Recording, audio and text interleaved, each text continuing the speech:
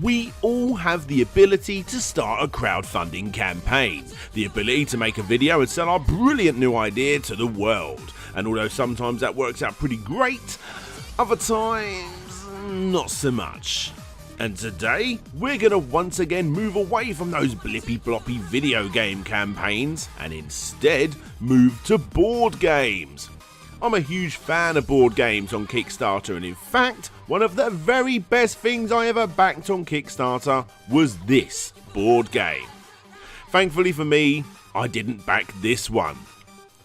What you are looking at is the most bizarre crowdfunding campaign I have ever seen. Ladies and gentlemen, I'm DJ Slope, and this is the Kickstarter that got destroyed by the sun. Welcome to Slope's Game Room.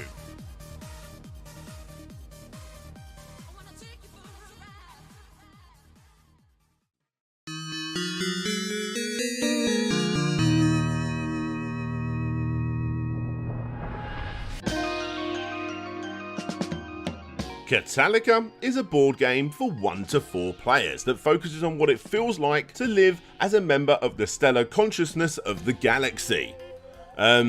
Okay. Even though games like this are not really my cup of tea, I see stuff like this all the time in board game shops, and it obviously has quite a big fan base. And regardless of my board game tastes, you can't deny that the game looks absolutely stunning. Sadly, the campaign didn't have a video, a bit of a Kickstarter sin if you ask me. But it was still able to reach its humble goal of $7,500 when 85 backers put in a combined total of $7,840. You had backers pledging $35 for the prototype, $50 for the entry level game, $70 to get loads of Kickstarter exclusives, and of course, several other tiers leading up to $200 for varnished box versions and retail combo packs. All in all, not that bad.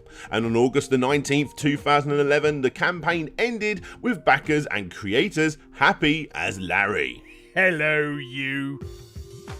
Updates at first were quite frequent, short but sweet, mini updates talking about playtesting and computer layouts, and then, on September the 22nd, she gave another update saying that the game was in fact ahead of schedule.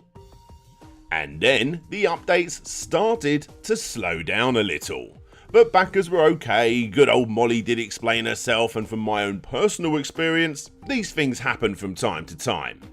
After a couple more updates on June the 4th, 2012, after building up the hopes of all backers with positive playtestings and constant artwork examples, we got this. Update. Ever since about December, I've been harassed by a voice that is claiming to be the sun, and it's been attacking me and harassing me almost every hour of the day.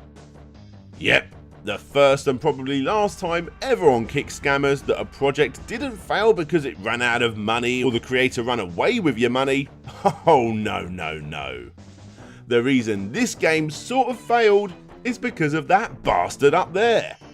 The voice said that the Sun didn't want you to publish Katalyka because it wants to be almost exactly like Katalyka, but it kept it all a secret.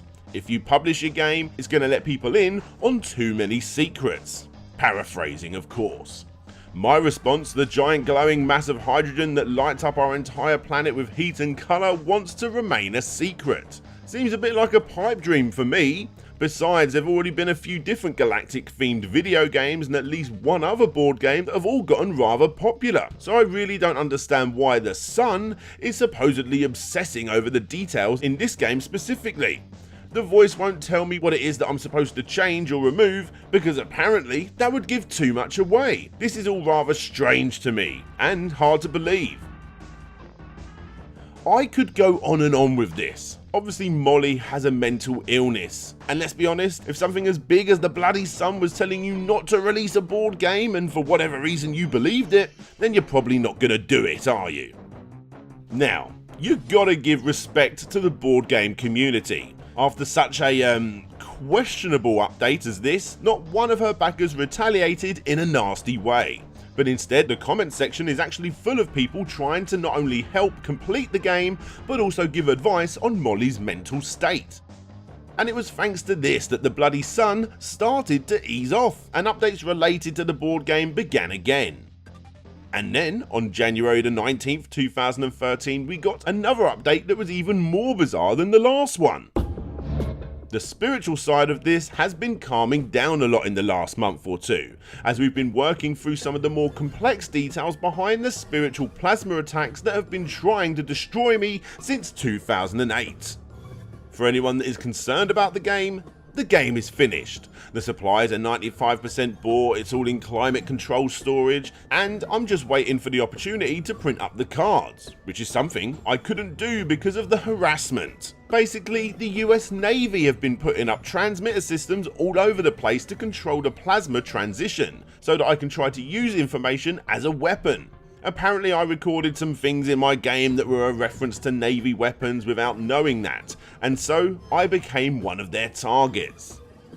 Ah, come on, first the Sun and now the US Navy?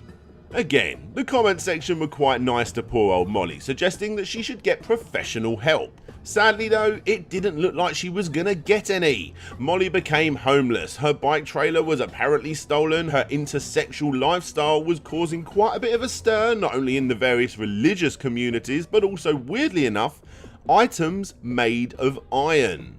So she decided to move 2,000 miles away to set her life in order once again. Molly ended up moving into a disabled housing apartment due to a vehicle accident that she had 10 years ago in 2003, and eventually started to get everything up and running again to eventually get that game shipped.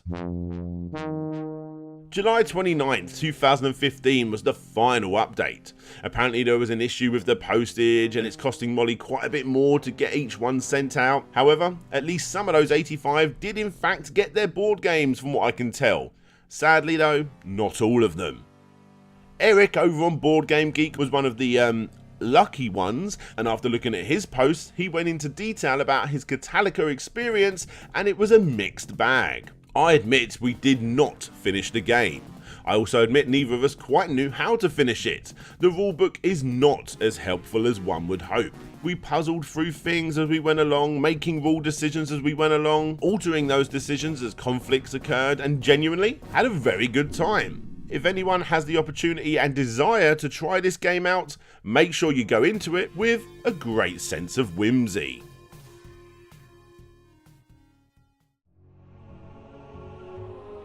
Katalyka has since become quite the infamous game.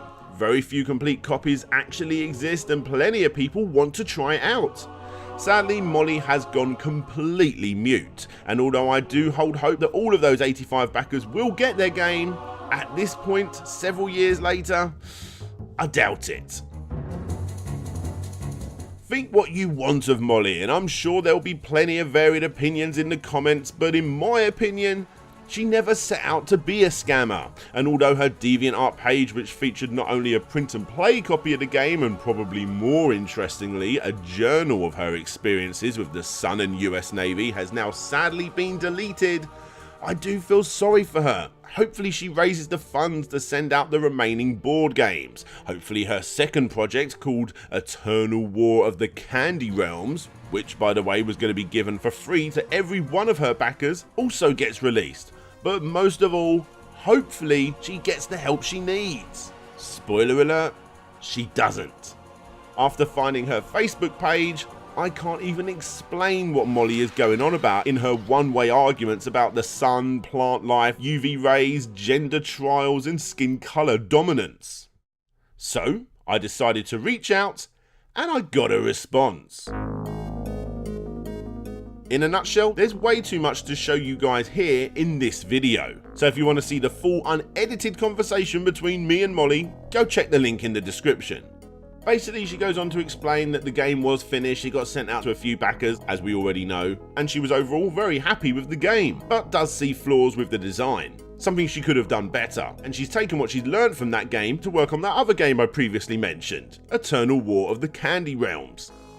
However, she said she's not going to kickstart it as she felt too attacked and harassed by racist and sexist blacks who apparently can't handle a woman with opinions and ideas. This is a common theme between mine and Molly's conversation. Other than explaining that she can't afford to send out any more of the games to the rest of her backers due to her living on a wage that's under the poverty line, the rest of the conversation gets incredibly weird.